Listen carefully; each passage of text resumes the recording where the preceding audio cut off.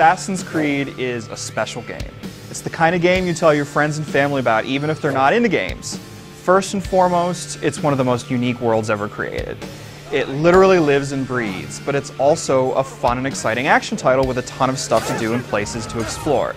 And the story will draw you in until you have to see it through to the end. Simply put, Assassin's Creed is one of the best games of the year.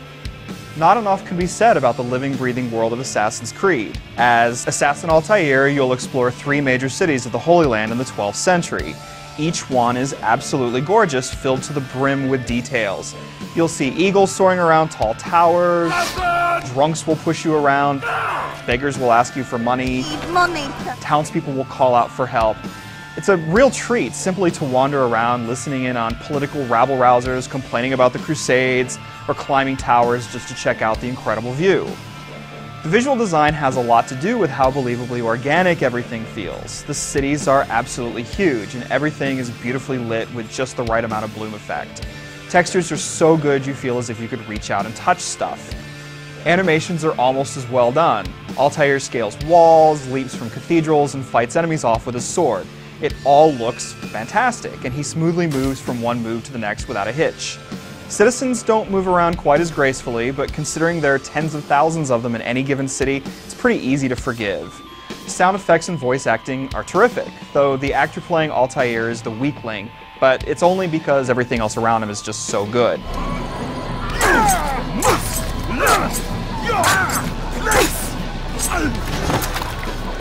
There are 2 related stories tying it all together. In the modern world, a bartender named Desmond has been captured by a researcher and his assistant. As it turns out, our DNA stores the memories of our ancestors, and Altair is Desmond's ancestor. The scientists stick Desmond in a machine called an Animus so that they can learn information about Altair. In the past, Altair has been tasked with assassinating 9 important leaders. You'll have to play to see what these 9 men have in common and exactly what this has to do with Desmond and his captors. But rest assured, it's pretty awesome. It's too bad the ending is confusing and doesn't bring a whole lot of closure. Of course, none of this would mean much if it wasn't fun to play Assassin's Creed.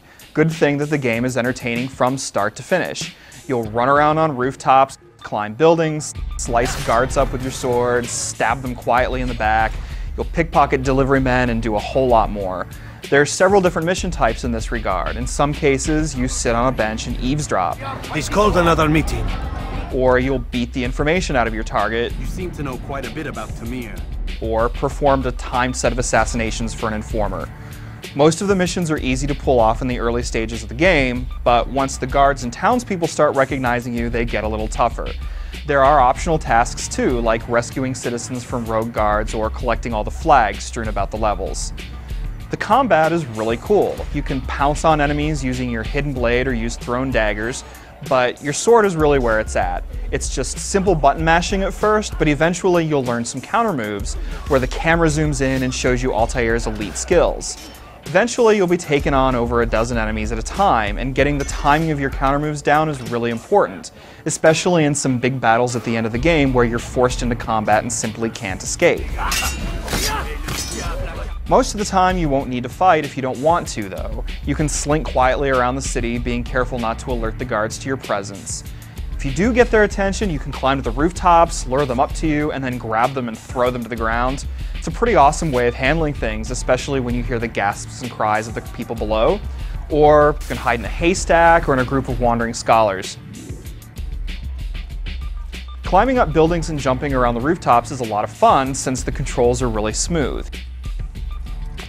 You can leap across alleys, climb impossibly high towers and steeples. What's most amazing about that stuff is that nothing looks like it was set up for you to be able to do platforming on it. The architecture all looks really organic and natural. It just happens you can climb all over it.